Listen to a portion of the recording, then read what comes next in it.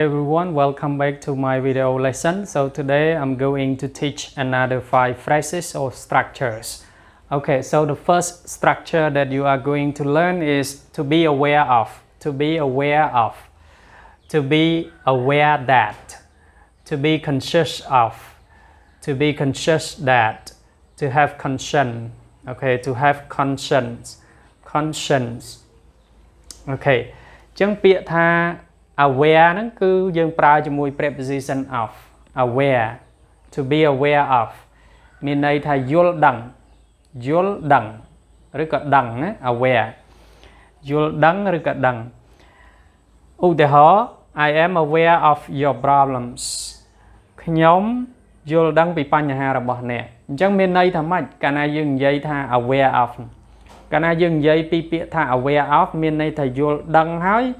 មានដំណោះស្រាយនៅក្នុងហ្នឹងយល់ទេយល់ដឹងស៊ីជម្រៅកាលណាយើងប្រើពាក្យ aware of អូខេឧទាហរណ៍ថាយើងនិយាយថា I am aware of the bad effects of COVID-19 អូខេខ្ញុំដឹងពីផលប៉ះពាល់ដ៏អាក្រក់នៃជំងឺ COVID-19 អញ្ចឹងមានន័យថាយើងដឹងហើយយើងការពារយើងមានវិធី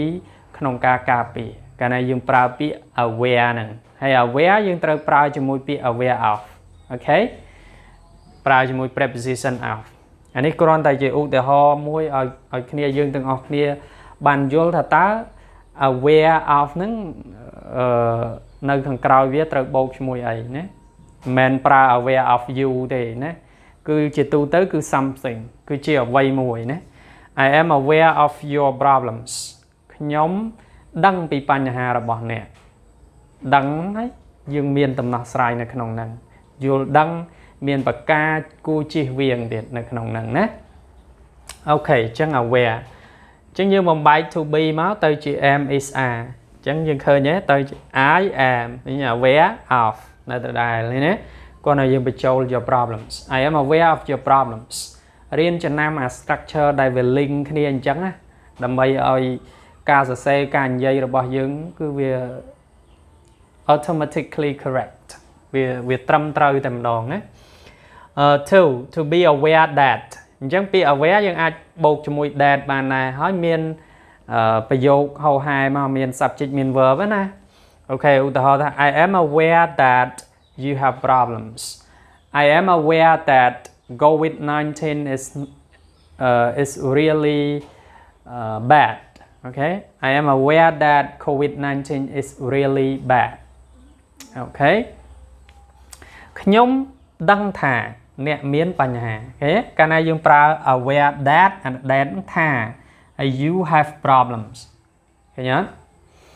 អញ្ចឹងអត្ថន័យប្រយោគដូចគ្នាដែរកាលណារបៀបសរសេរគេប្រើ style អញ្ចឹងកាលណា aware អត់ប្រើ of ទេគេណាប្រើ that aware that ត្រូវ follow ទៅដោយ subject verb អីចឹงទៅណាអញ្ចឹងពី aware of និង be aware of នឹងវាស្មើ3 4នេះ to be conscious of to be conscious that okay and the conscious that okay អញ្ចឹង conscious that conscious of conscious that អញ្ចឹងប្រើ of ដូចគ្នាណាចំណាំអា preposition ហ្នឹងវាសំខាន់ទី5គឺ to have conscience អានេះឃើញយើងអានខុសច្រើនមិនមែនអានថា conscience ទេណាពាក្យហ្នឹងពីមុនមកខ្ញុំធ្លាប់អាន conscience ដែរពីព្រោះឃើញពាក្យថា con ហើយ science ណាវិទ្យាសាស្ត្រតាមពិតមិនមែនយើងអានថា conscience ទេគឺអានថា conscience មនសិការណា conscience to have conscience មានមនសិការមានន័យថាម៉េចមនសិការដឹងអ្វីដែលគួរនិងអ្វីដែលមិនគួរដឹងអ្វីខុសអ្វីត្រូវនោះហើយហៅថាមនសិការអូខេ to have conscience មានមនសិការអូខេឥឡូវយើងមើលឧទាហរណ៍ conscious មើល she is conscious of your problems she is conscious that you have problems ខ្ញុំយកឧទាហរណ៍ដដែលបានតែយើងបញ្ចូលពាក្យ conscious នឹងទេណា our people lose national conscience ប្រជាពលរដ្ឋយើងបាត់បង់មនសិការជាតិចឹងកន្លែងនេះខ្ញុំអត់ប្រើ have ខ្ញុំប្រើពាក្យ lose វិញណាអានថា lose មិន lost ណាវាទៅសេអូមួយមែនប៉ុន្តែសំឡេងវាគេអាន lose okay our people lose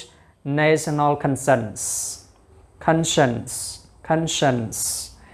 ប្រជាពលរដ្ឋយើងបាត់បង់មនសិការជាតិមានន័យថាអត់ដឹងថាជាតិនឹងវាយ៉ាងម៉េចលែងខ្វល់ខ្វាយពីរឿងជាតិអីចឹងណាបាត់បង់មនសិការជាតិហ្នឹងឯងគឺអ្នកណាធ្វើអីធ្វើទៅជាតិនឹងយ៉ាងម៉េចយ៉ាងមកក៏តាមនោះទៅណាហ្នឹងគេហៅថាបាត់បង់មនសិការជាតិ Okay so from number 1 to number 5 what do you notice តើកត់សម្គាល់ឃើញអីគឺយើងឃើញប្រើពាក្យ aware of aware that conscious of conscious that នឹងចុងក្រោយ conscience okay មិនអាន concise អនទេណា our people should have national conscience គួរតែមានមនសិការជាតិ in order to build a strong nation ដើម្បីកសាងជាតិមួយដ៏រឹងមាំអូខេអញ្ចឹងយើងរៀន clear ហ្នឹងរៀនហាត់និយាយផងរៀនអានចុះឡើងផងយើងនឹងបង្កើតបានទម្លាប់មួយថ្នាក់ទៅលើវាបង្កើតបាននៅ fluency ភាពស្ទាត់ជំនាញនិង pronunciation របស់យើងនឹងកាន់តែល្អប្រសើរឡើងណាកាលណាយើងនិយាយពី pronunciation គឺយើងមិននិយាយពីតង់ទេ pronunciation ការអានទៅវាត្រូវតង់របស់វាត្រូវកលៈរបស់វាការបញ្ចេញសំឡេងនឹងវាយ៉ាងម៉េចណាបើយើងនិយាយពីតង់នឹងវាតង់ខុសៗគ្នាតង់បែបខ្មែរតង់បែបអាមេរិកតង់បែបអីចឹងទៅអូខេប៉ុន្តែអ្វីដែលសំខាន់គឺ pronunciation stress intonation អីចឹងមកណា